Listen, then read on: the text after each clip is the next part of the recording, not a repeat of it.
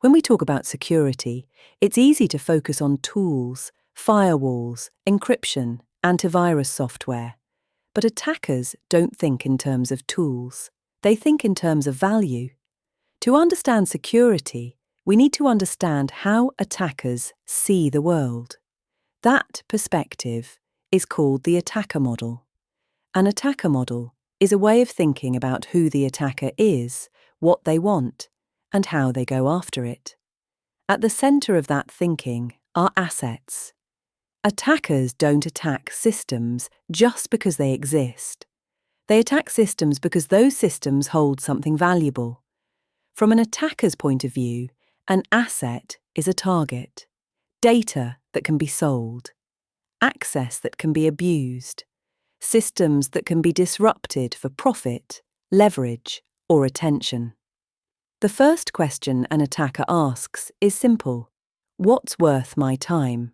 High-value assets attract more skilled and more persistent attackers. Low-value assets are often ignored or automated targets. Once an attacker identifies a valuable asset, the next step is understanding how it's exposed. They look for entry points: weak authentication, misconfigurations, unpatched software, overly trusted users. This is where assets and vulnerabilities intersect.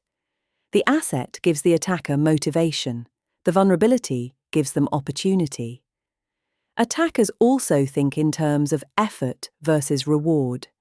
If two assets have similar value, the attacker will choose the one that's easier to reach.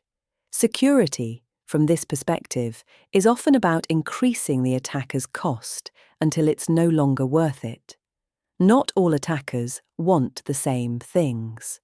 Some are financially motivated, looking for money, data, or access they can sell. Some are opportunistic, scanning the internet for anything poorly protected.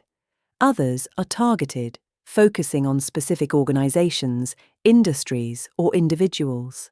But regardless of motivation, the pattern is the same. Assets guide their decisions. This is why understanding your assets is not just a defensive exercise. It's a way to think like an attacker. If you know which assets matter most, you can predict where attackers are likely to focus. It also explains why perfect security doesn't exist. Every asset creates risk simply by being valuable. The goal is not to eliminate risk, but to manage it intelligently. Strong security starts by aligning protection with asset value. Critical assets get stronger controls. Less critical assets get proportionate protection. When defenders understand assets the same way attackers do, security stops being reactive. It becomes intentional. Security isn't about protecting everything equally. It's about protecting the things that matter most, in the ways that matter most.